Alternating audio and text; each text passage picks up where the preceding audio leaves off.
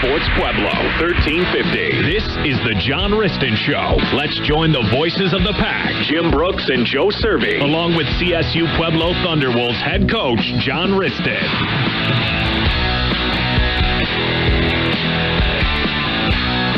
good evening, everybody. Welcome. Car Pros, John Wristen Show here at the Thunder Zone Pizza and Tap House. I almost wanted to call it the Thunder Pros. Thunder Pros. Because they're professionals at cooking here. Look at this stuff. But welcome to the show. And we have the Nardinis that are professional at the car business. Exactly. So you combine them both. I see where you're going with I'm going right there. You're one of the most intelligent guys I've ever been around. So. Well, you got to up your standards a little. Yeah. Up the crowd you run with. Yeah. But I appreciate it. I'm glad I can run with you. All right. I appreciate. Well, we were proud to run with you Saturday. Nice win over Dixie State. Nice little road trip. That's a beautiful area, John. It's, I think, one of the hotbeds of Division II football right now. Yeah. And I think they're building a $23 million complex with trying to add to their facilities, and they got first-class facilities for basketball, baseball, softball, and now they're adding football to it. They're going to be the only stadium that is powered by solar panels, and so they got some young people, boosters, that are sinking a lot of money into that athletic program. Well, just a beautiful area, and Joe and I drove up. When you see palm trees, when you get out of the car and you see palm trees, it's never a bad thing. No, yeah, I agree. But I didn't see any palm trees. Yeah, well, you're focused on other things. Yeah, Joe and I. How far you've driven to go play a football game? That's another good point. Is it's not more than mile marker 102. No, when it starts to go, when you take I-70 till it ends, you know you've gone a long way, and you're still not there.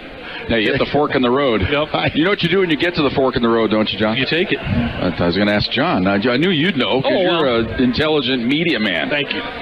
Okay. Did you hear that? You take it. See, he's an intelligent football coach.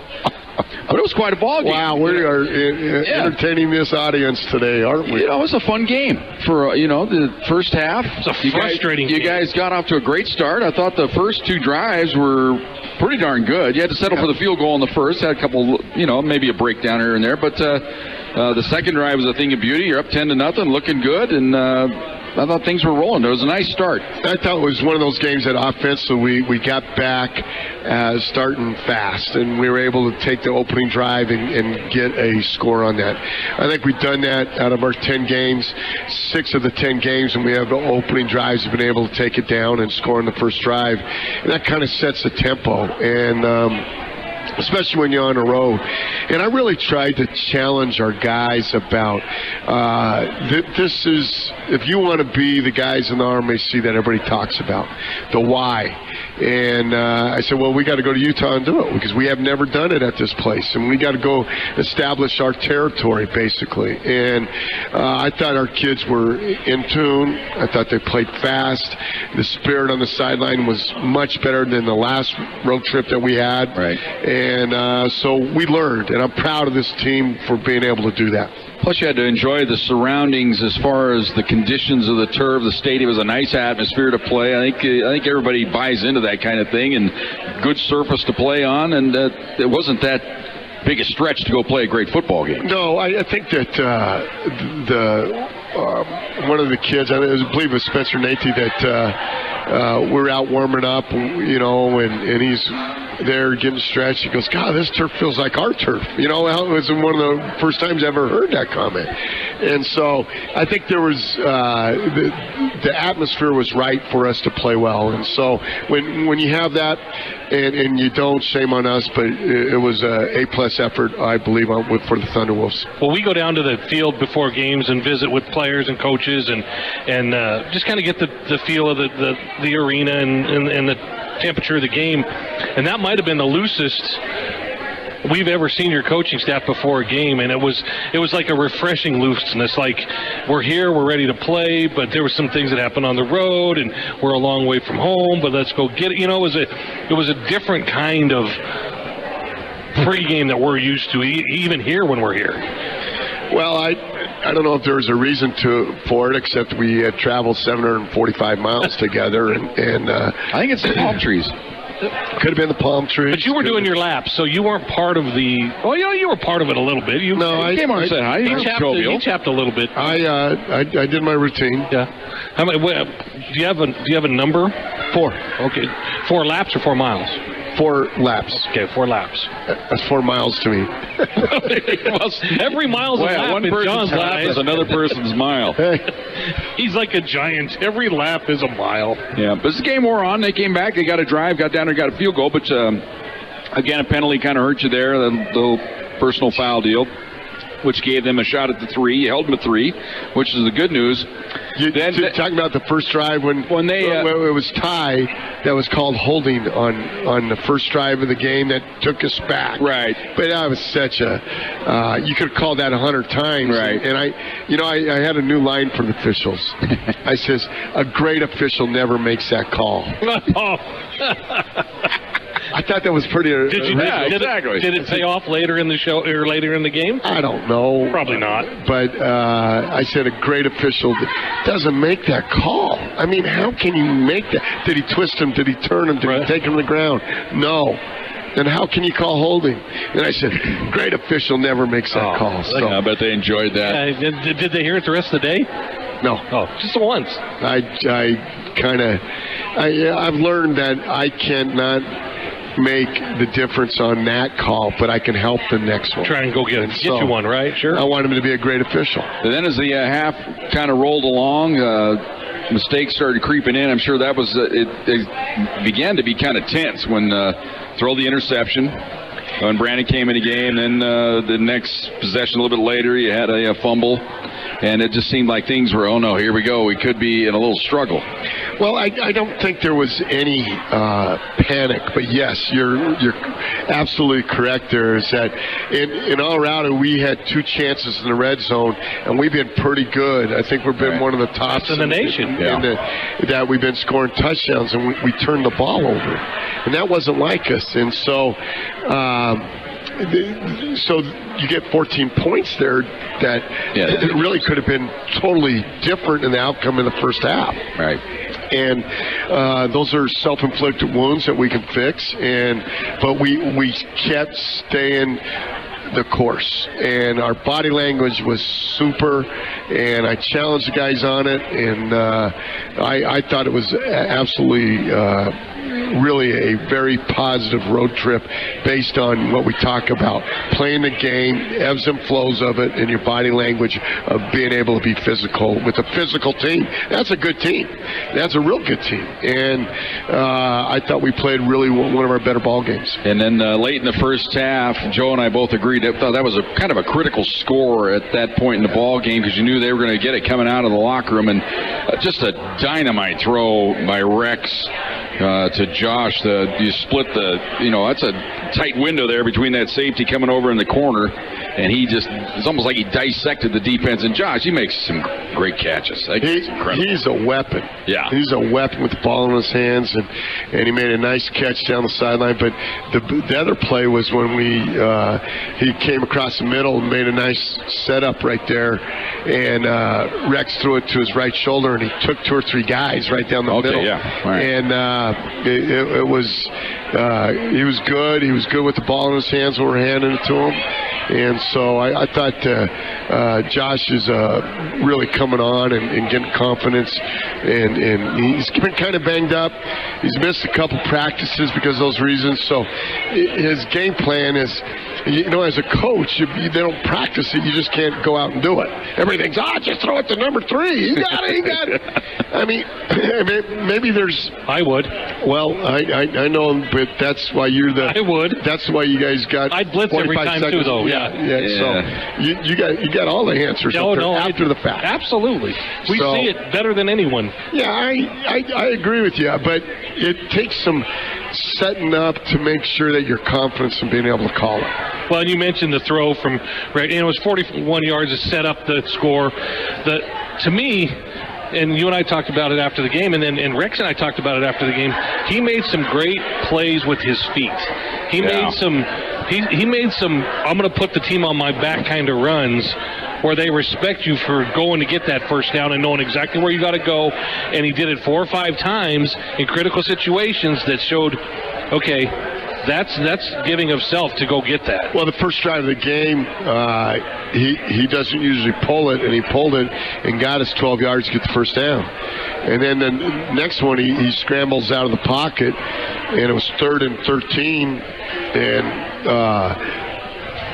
they were playing man, and so when they play man, they don't have anybody accounted for the quarterback. So he took off, and then the guy came off O'Shea and tried to tackle him, and he actually jumped about this high. Yeah, the hurdle job. He hurdled it. But he hurdled, landed on his feet, and made a big play. I was very proud of Rex. Rex played his best game. I really was excited. Well, Jim actually said that the best part about that play was what the defensive back just sat there. I don't know if you saw it on film, but he just kind of sat there like he couldn't believe that quarterback just hurdled him. His shoulders were slumping. He was like, "Are you kidding me? The guy just let me." It was pretty awesome. There might have been a tear coming out of his eye. It reminded me of a little kid just, quarterback just hurdled me. That's not right. Kind of the Baylor games used to do. Exactly there. Speaking of the new kid. Speaking of Baylor, Tommy's checking in. Oh, good. Brother Tommy, he's driving the UPS truck around tonight. He says, we took the Schlossen cutoff.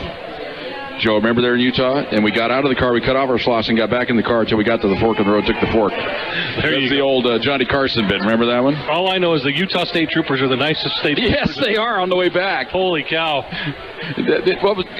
Joe, do you want to tell everybody in the house the line of the year from the state patrolman? Well, I got pulled over. It's early on Sunday morning. We're driving back. We leave Beaver, Utah. It's a beautiful sunrise. We're driving into the sun. And there's these canyons. And so I'm at the top of this canyon. This guy must have been clocking me for about 10 miles.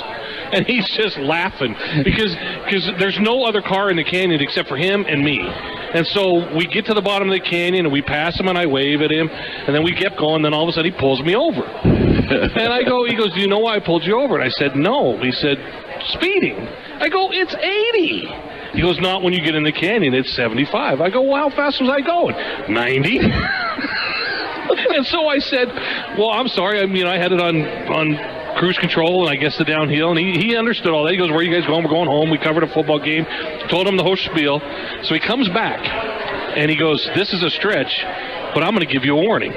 So he gave me a warning, a 90 and a 75, he gave me a warning. So I'm like, great. He goes, "Now just watch the speed." I go, "Well, how do you know when it changes?" You know what he tells me? The sign. It was real deadpan, too. He deadpanned it perfectly. Well, the signs. Yeah, we know, but exactly. So we got it, and we were like... And it was a here's your sign moment. Yes, it was a, right, there you go, you dumbass. But it was fun. He was a nice guy, and the roads are so smooth, you don't know you're doing 90. Well, I thought there was a great CSU Pueblo crowd at that game. And well, your entire family was... I think it was because it was at Vegas, right? Yeah. Tell me it's because it was the proximity to Vegas. Well, I think that's the only reason why you would go to San George, basically. Well, we had a Ronnie sighting, and we don't normally see Ronnie on the road. Although we did go to Highlands, which I still... Yeah, that was kind of... I think he lost the bet on that one. Well, that was Las Vegas. Yeah, he thought he got it mixed up. That was Las Vegas. Yeah, Ronnie wasn't sure which Vegas you were talking about. We're going to Vegas. Okay, I'm in. He got it right the second time. Oh. And that's John's brother, if you're curious who Ronnie is. Well, it's a good spot to take a time out. We'll talk about the second half of the football game. Right now, we're going to talk about, we got fried cheese, which is to die for with the sauce. And, I'm not a big fan of the pineapple on the pizza, but I'll dive in. I'll try. That's the spicy Hawaiian. Yeah, it's got jalapenos. It's got jalapenos with, so it's kind of a balancer. Yeah. A nice balancing pizza. So we're going to try that. We got the caprese, so it's good stuff.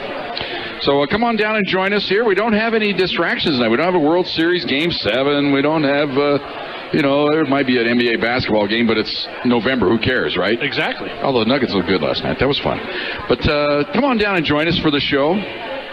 After the show, we'll talk. We'll talk during the show. We're taking questions. I got a lot of them here, John. A lot of people want to know a lot of things about a lot of different stuff here. So we got them dialed in here. 719-671-7574. It's 719-671-7574. We have the hot mic for people who want to come over and give John a question in person.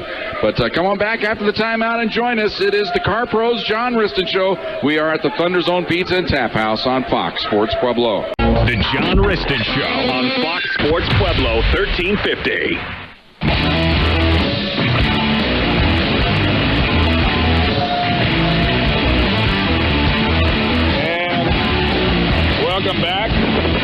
Winner's Own Pizza and Tap House.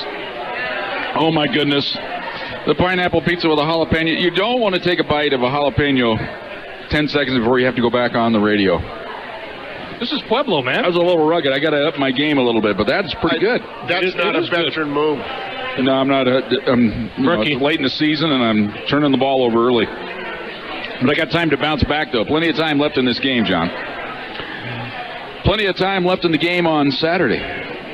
They marched down the field. They looked pretty good on that drive. They just methodically, it was 17, 16 plays, something like that, 8.5 minutes. I mean, they're shortening the game. Half. It was like the perfect game plan if they're going to pull the upset. It was a CSU Pueblo drive. They used half the third quarter.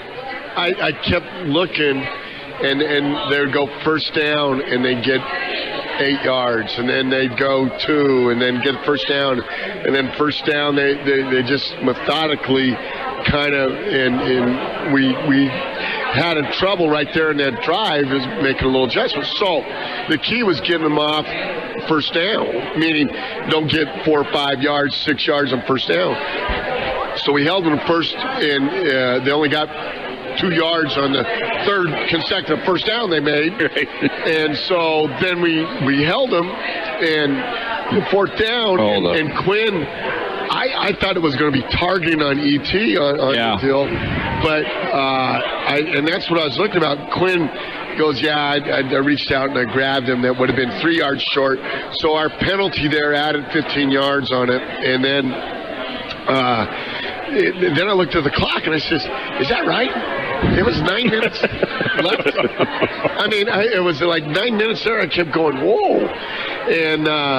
So what was good about that was that our offense ended up responding. They didn't respond right away. Yeah, the first drive they didn't, but after that. But after that, we were able to get it going. And so again, no panic. Right. You know, sometimes you get a feel, and Jim and I'll sit there and we never get a feel. We were a little bit more frustrated with you didn't have a ton of penalties, but they came at the worst possible times. You know, it was just like this one stole the drive, this one kept the drive alive, this one just little things like that, and so you get a little frustrating things, and you're far more patient with your football players and your team on game day than you are all week, especially with us, with anyone. You show a tremendous amount of patience on the sidelines, and I don't think people realize how good you are at that because how different that is for you. Well, it's one of those things on game day, you know, if I don't have them prepared, I can't do anything that time to really except improve the psyche of it, right? Right. So I think the patience of understanding that, and hopefully we don't continue to have those mistakes happening all the time. I mean, every mistake that we've kind of made was something new. Yeah, exactly. And so you just on that play, you thought it was I thought it was targeting, and Jim said horse call. We said it at the same time. I thought I saw what you saw was the late kind of come up on the hit. I thought there's no way. Well, because it looked like he grabbed him by the shoulder pad, and I didn't realize it. And E.T., you know, he tackles low anyway, but he came in there, and I thought... And the guy was going down. He was going to flag him for that, and I go, oh, my, we can't lose E.T., right. You know, that type of deal. And then he called the horse collar, and we had one that happened earlier in the game that helped us on a horse collar too, and so there's ebbs and flows, and so you just got to control the next play. You can't do anything about the pass play. So I expect our players to understand the next play is the most important. So I have to act that way and demonstrate. I think I've learned that over the years. Well, and I think that, like I said, when we sit up there with the critical eye because that's what we do, and the fans do what they do.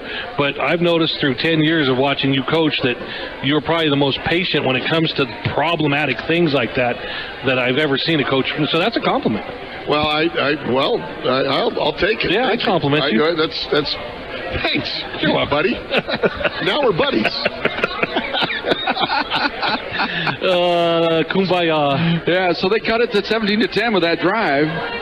But then things started to click for you. Not the next drive, because they had a chance. They actually had a possession. They could go down, and if they had done anything. But then the defense kind of stiffened there. Well, we punted, and we put them down there and back. Right, okay. And so the field position changed because they're punting. Again, Tanner Kuda. And awesome put it in there. And so we got the ball, I believe, on the second drive of the second drive of the third quarter that only had 2 minutes left in it. And so we were marching down there, and it started the fourth quarter. The third quarter ended. And so I saw Rex go, and I go, God, I don't want to yell at him because he's going to take his eye and they're going to snap the ball. So I just let it roll out like it was supposed to. And then we were able to get 14 points there in the fourth quarter. You know, Jim just kind of touched on a little bit with Tanner Kuda. I don't know. I don't look at the rankings in the conference, but if there's been a kid who's been start to finish the most consistent, flipping the field, getting guys inside the 10 or 20, doing his job from start to finish, game 1 to game 10, it's got to be him. I thought our whole punt team this year, the year before I thought we were really poor up to our standards. That was one of the things that we emphasized. We try to emphasize making sure that we're inside the 10, even inside the 5. And when we can do that, it helps change the field position. I think that helps our scoring defense. Right. I don't care about any other stats, but our scoring defense. Right. Because you got to go a long way to make and it's 90% of the time if you hold them inside the 5 that they don't score. Right. And I like those odds. Yeah, you'll take those every time. Well, as the fourth quarter rolled along, I thought the offense, great balance. Marche was imposing his will. Michi had a good game. I thought Michi had some good runs. And then really solid runs. He hit Amon in the end zone for the touchdown. And that, I thought Rex showed some good patience on that play, kind of rolling around, waiting, and then the guy fell down, and he had his eyes up and was able to spot it and get it there in a hurry. Well, that's again, the maturity of seeing Rex do that. And he sidestepped the guy. His eyes were up, and the defense back just happened to fall down, and Rex threw it, and Amon got a nice play and really made a great play in the end zone. And then he got a 15-yarder. I was hot at that one. I wasn't too patient on that one. But, he just put the ball there. And a little spinner. He did a little finger roll. Yeah. I'll talk a little bit about Amon Johnson. I try to describe him at practice as the guy his uniform doesn't look like it fits. His shoulder pads look like they're 2 sizes too big. He's kind of lanky. He doesn't say much, but he seems to be the guy that gets open an awful lot. Well, I think that he's got ability to him. Yeah, and so he's 6'3.5", and he's getting stronger and faster, and he just has a knack. The best catch I've seen in a long time was the one in the third quarter that we had that was down on the sidelines on Dixie's bench. It should have been a pass interference. That was third and long, and he came back and caught it with one hand with them all draped over him. And so that was one heck of a football play. Then to finish off, talking about this ball game, it was finished off by Darius Williams setting an all-time record or season record for interceptions in a season. I mean, it has played. And Joe and I were ready to come out just out of the booth at Cervi. You see the ball go up, but then we could see the train wreck about ready to happen because Tanner and him are both they were like, oh no, what's going to happen here? But Darius made the pick and held on to it somehow. And then you had to have your heart in your throat, though, when you're watching 2 of your best players like, oh no, get up, please. Yeah, I was. That brought you out there. Well, I try to go out there and see what our guys are doing, whether I'm supposed to. It's just fun walking on the field, and that's the only time I can do it legally. Yeah. So I'm going to take every advantage of it. But when that happens, and they're both doing their jobs so well that you just kind of hold your breath, make sure everything's all right. On that, Darius and Coach Lee, has done an absolute great job of teaching them the structure and the fundamentals of what they're supposed to do, and both of them are right at the right point. And it was nice to see Darius make the play, and Tanner was right there. And Darius's knee basically caught Tanner right on the hip, and so they're both going to be all right. Okay, I was going to have you update us on your conditions. It's like a ball hawk running into a crash test dummy. Well, Well, Tanner Draper just has zero regard for his body. Right. And Darius is so locked in on the ball when it's up in the air that it's scary. All right, good spot to take a timeout here. Boy, I turned that up a little hot. I came in a little hot striker, but time for a timeout. We'll come back. We're going to start taking our questions here. We're taking them at 719-671-7574. If you're in the house here, want to come give John a question, we got the mic ready for you. Come back after this timeout. We are at the Thunder Zone Pizza and Tap House. It is the Car Pros John Wristen Show on Fox Sports Pueblo. The John Wristen Show on Fox Sports Pueblo 1350.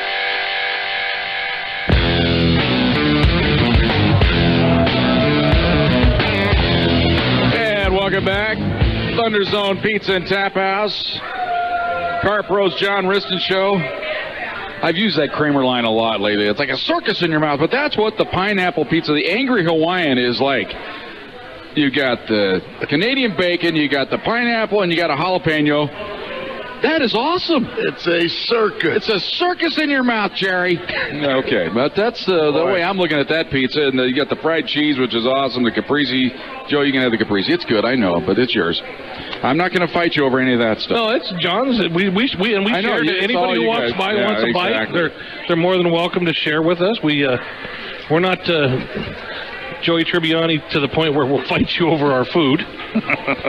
Well, the Friends reference. All right, John, you ready for questions? Is that not the? You share, Joe. You know who checks in? Who checks in early Wednesday morning, each and every Wednesday morning? Used to be Frantic. Frantic did check in today. He hasn't checked in for a while. He's probably mad at you. Well, I called him Frantic, and he kind of boycotted this for about 4 weeks, but he's back. But he's got a question for us. But Uncle Charlie always checks in first thing in the morning. And you got to weed through, he's kind of a political guy. Runs the city council or something down there. But let's see. He wants to know how. You got to say, well, okay. Oh, we got a mayor coming, right? Got some fluff. Wants to know how McDonald's doing, by the way, in his recovery. He's awesome. I just had a great talk with him today, and he's finally getting his range of motion off his surgery with the shoulder. And we're talking about the future of spring ball and doing that, and he's really excited. And so he's moving in the right direction. Now, he did not redshirt. He didn't. This is a redshirt year. Correct. See, people ask, well, can you get a medical hardship for him? But they don't need to. Yeah, because he never redshirt. All right. Also, wants to know how AJ's doing. We thought he was going to come back, and he's had a couple setbacks. AJ, we decided to go have surgery, and he'll probably have that over Thanksgiving break. All right, so there's your update on AJ, and they want to know how Brandon's doing, because he kind of has seemed like he just wasn't himself Saturday. It's like one of those baseball players has the dead arm phase where they come back after an injury, and then he just didn't seem to have it Saturday, and it was with his legs, it seemed like. He couldn't move. I think the Rex is playing really well, and we wanted to give Brandon a shot in a couple plays, and the plays that Brandon came in that probably not to his best, and so we're able to adjust that. But Brandon's getting better in practice, and I just think shaking off the rust. I think also that with Brandon he was trying to do too much. He wasn't playing within. Take that opportunity and throw it out of bounds, and let's live for another down. And I think he was trying to force it. Okay, we got some other people that really want to know about the Super Region 4 update. I posted a picture with my little deal, John. I'll let you look at it here. You're on the outside looking in right now, but really nothing's changed the last 2 weeks, but we kind of knew this going in. It was all going to come down to this week. So basically, you need all 3 undefeated teams to beat the 1-loss teams. It would help, of course, if Mesa laid an egg up there to Zuzu, then that'd get you in probably automatic, as long as you win your game. Let's say that, first of all. Thunderbolts have to win, which is no small order up at Shadron. We'll talk about that in a little bit. But really, if you get 3 out of those 4, or those 3 undefeateds to win, then it puts you right on the cusp, doesn't it? Well, I think that... And then it's just a decision of the committee almost. There's a lot of arguments. There's a lot of different lines on the spreadsheet. And so I think that you're exactly right. The first 3 teams have to win. And I'm not even sure Mesa has to lose, because that puts them as a 1-loss. It gives us some credibility of beating the only 1-loss team on that in the region. we're right where we should be here right now. But our work is Saturday versus a great Chatham State Eagle team. And so, and me being on this committee, on the national, I just think that we can control what we can control, and that's going and beating Chatham, and we should be all right. But it's going to be a tough game up there. Okay, explain to everybody what earned access means and the definition, and what are all the things that play out with this earned access in the region. Earned access is if there's nobody else in your region and you are 8th, you've earned access. Meaning your conference, that you mean? Your conference. Meaning that you're the highest ranked. Champion has nothing to do with it. As long as you are the highest ranked team in your conference. If you're 8th, you jump the 7th spot. Is why that's called earned access. That's the only way it works. Okay, so here's the scenario we're talking about. If Mesa, if they win, rightfully so, they're going to get in. But you defeated them, and you're a co-champion. So the champion status means nothing. It's just the highest ranked team within your conference. Champion status means nothing. Okay, so well, head-to-head. Head-to-head means a lot. See? But it doesn't mean you're going to jump Mesa at this spot here. If Mesa's 7 and you're 8. But they're 6 right now, and if they defeat Azusa, that's going to be a good win. Well, I don't see them dropping.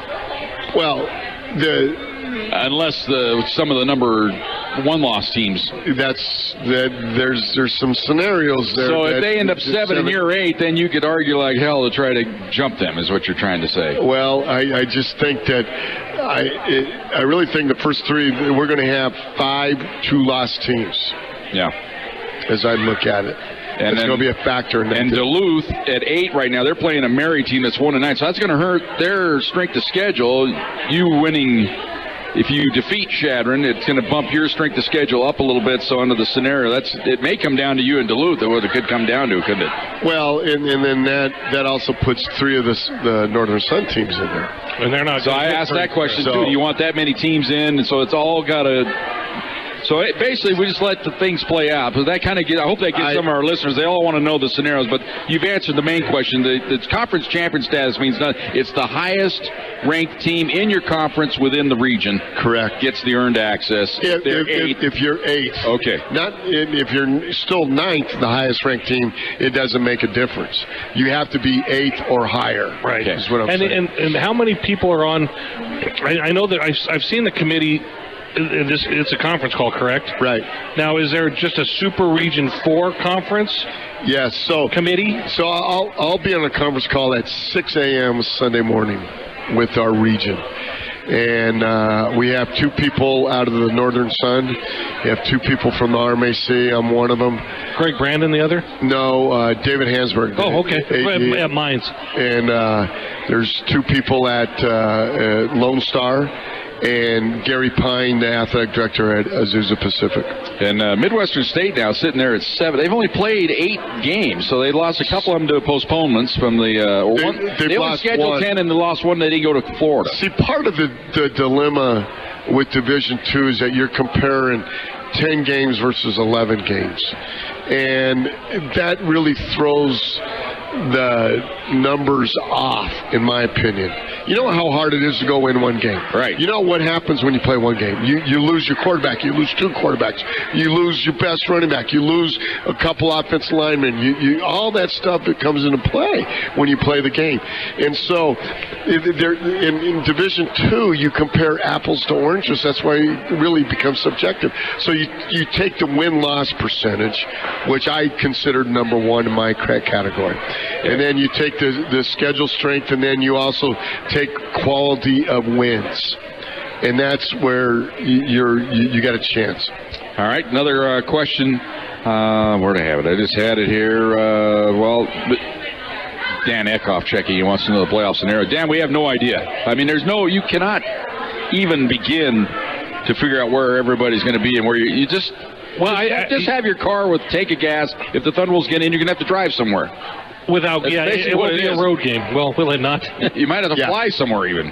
So you could end up anywhere the way this thing. Well, we got to give Dan. Thanks for the shirts. I don't know if you saw that, but the Eckhoffs were here and they talked about Aaron and they had the bromance with Aaron and Zach Boyd and so on Saturday Dan Eckhoff comes up and he gives us T-shirts that have the second best bromance and it's Jim and Joe.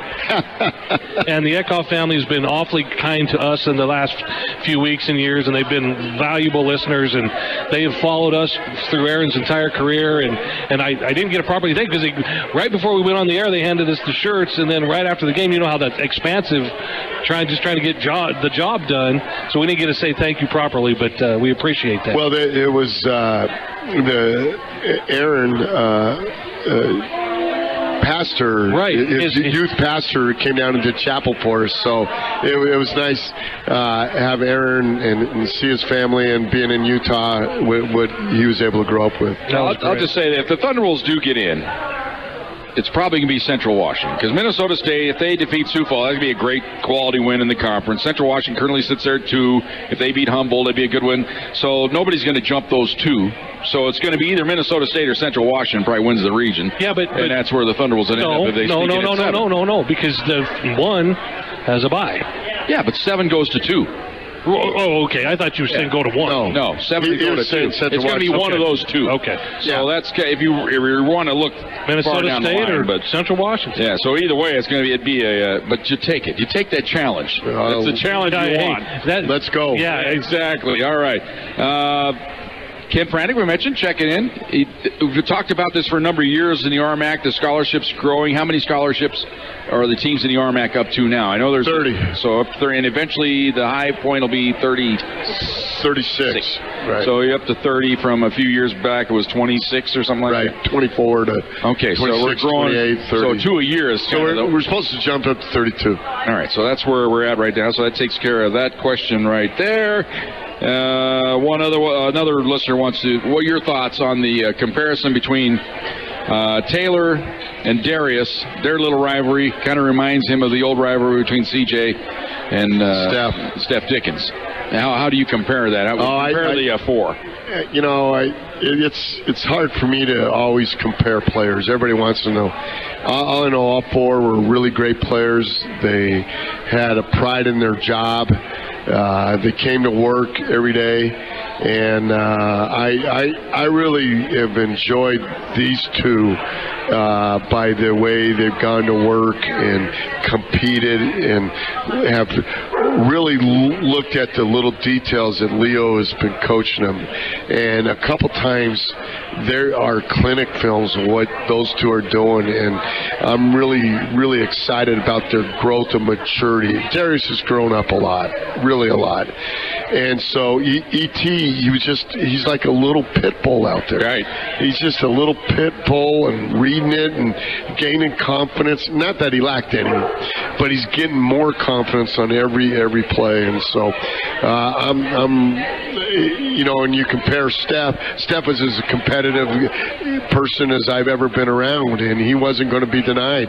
And then CJ had so much God-given ability that we had to corral it. Right. And get it in the right direction and give them some discipline and understand that. And so they're all 4 different, but they're all 4 great players, and I'm glad I've had a chance to coach them. I've had great to be able to see Leo coach them and change and help them grow.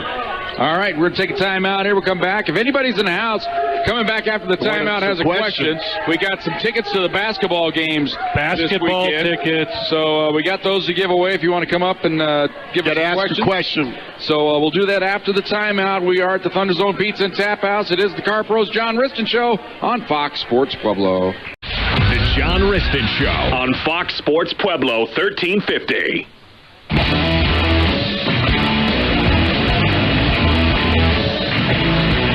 Welcome back. Thunder Zone Pizza and Tap House. Final segment for this week. And we now turn our attention to this week's opponent And it just feels like you're going into a football environment when you roll into Chadron, Nebraska, and you look at that stadium, all that history, you see all the names on the wall. You know you're in for a battle when you're going to play Chadron State. There's no question there. I'll never forget the first game we went up there and played in 2009. It was unbelievable. I couldn't sleep, so I walked over to the field from the hotel that was only a mile away, and was walking around, and their coaches were setting up the field and getting it all done because they have to paint the field and do all the stuff necessary.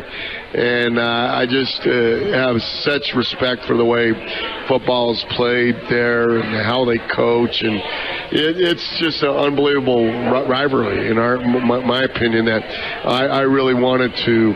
You know, when you're a new kid on the block, you might as well call out the best guys, and that's kind of what we did, and we've been able to have some great games with these guys. They're physical, they're well coached. You know, you look at a character of a team, if you heard me say this, is that the character of a team is how hard they play on special teams.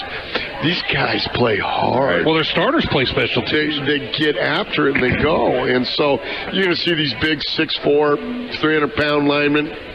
And then they're running behind, Derek Jackson, kid from Pueblo West. His brother played for us, and Derek has done a nice job up there. You were just saying he's fifth all time. That's so great for Derek, and I'm proud of him. I'm really proud of what he's done. He's done some great things, and another Pueblo product that's done well. Yeah, I think people lose track of. They think of the Thunderwolves. It's 10 years and your second coming here. 100-year program at Chadron State. So if you're fifth on that all-time list, you're somebody. No question. Derek Jackson has really done a nice job. He's put his nose to the grindstone. He's elusive. He's tough. I mean, he's everything we thought, and it's not like we didn't recruit him. He wanted an opportunity to get out of Pueblo, and that's where he chose to go, and I'm proud of him. I really am. Well, listeners don't understand. You still consider Chadron State it's in red letters on your schedule, and it has been from day one. It's a red letter game, and all that means is, out of respect of their program, we want to do things a little bit extra. That's all it means. Yeah, and you have to. And we have to. Yeah, that's part of it. Is you kind of got to. Now, to say you've had your way with them is the overstatement of all time. Now, you've had won 8 in a row, but I mean, some of the most incredible football games that we've ever done together, I know, have been against Chadron State. Even the year, like you mentioned the year, I wasn't doing the games that year, but I remember listening to them. It's just the war that was. A couple of the games at the Thunder Bowl, the overtime game, I think that was the same game. You're down 21-3.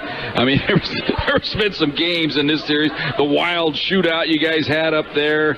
I mean, it's been some great football games. I expect nothing less this weekend. It's always a battle, and you can go back through some great games that you talk about the fourth and goal line stand we had against them, and then. Go back to the 2009 game. It was one of those games where you kept shooting yourself in the foot early. And I remember getting a text from a very prominent booster here in Pueblo saying, "You're kind of rough on the guys." And all I text back was, if they got their stuff together, they can win this game. And then all of a sudden it just turned around and you guys started playing with just fierceness. And that was like one of the greatest, just flip the switch and go get them. Well, I think that you were just trying to gain some traction and find out who we were. Right. And so that helped establish what we wanted to be about. And I remember going to, it was fourth and a little bit of an inch. And it was one of those critical calls where you can punt, put it down there, or do you go for it? And I go, Hunter, I think I'm going for it. He says, go for it. I says, are you sure? I'm going to put you in a bad position. I was hoping he'd say, talk me out of it. So we went for it and got it, and we were able to go and win a great ball game. Well, the thing about playing them, you know they're going to be physical. You've got to be ready right from the start. It's maybe the game this year where maybe the team wasn't ready to go. You think back to Fort Lewis. You cannot afford to go into this place with the same type of start, same type of attitude. You got to be ready to go right away. You got to be dominant. You got to be dominant in your mindset to go on that field. Because if you don't, they're going to dominate you. And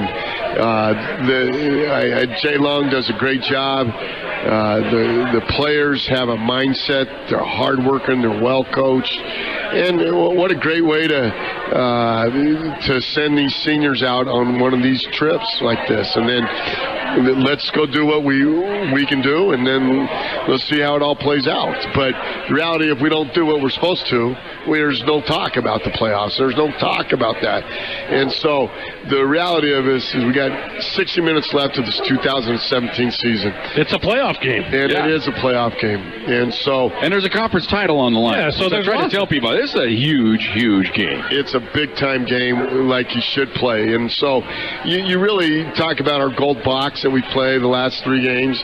You know, we have played our best ball here, and I'm challenging our guys to go play their best ball here, and the sense of urgency. And so not only is it we've had to play a championship game in Utah, now we got to go play another one in Nebraska. And so let's go. And quickly just touch on it. We got about 20 seconds. This is their last game at this stadium because they're going to tear it down and rebuild another one. You'd love to go in there and, say, hey, all right, guys, get rid of your stadium. We'd like to go out with a victory. But they're going to be jazzed up about it all. Yeah, it's really they're upgrading their stadium, and it's going to be really first class. And the stadium that they have been playing in is really an awesome environment to go play, and we're looking forward to the challenge of beating a really good Chatham State Eagle team. All right, we're looking forward to it. We'll have the ball game for you on Saturday. It's a noon start, 11:30 pregame right here on Fox Sports Pueblo, 12 o'clock kickoff. Joe and I will be there to bring you the ball game. Special thanks to Car Pros for sponsoring the John Wristen Show. Special thanks to everybody here at Thunder Zone Pizza and Tap House. All of our fans texting your questions in. And most importantly, everybody comes out to the show each and every week. We'll do it again next Wednesday. Until then, Caitlin Norton's been our producer and engineer. I should thank her as well. For Joe Cervi, I'm Jim Brooks. For John Wristen, good night, everybody. Go Pack! Thanks for listening to the John Wristen Show on Fox Sports Pueblo, 1350. Tune in again next week at the same time for all things CSU Pueblo Thunderwolves football. Only on Fox Sports 1350, ACCY Pueblo.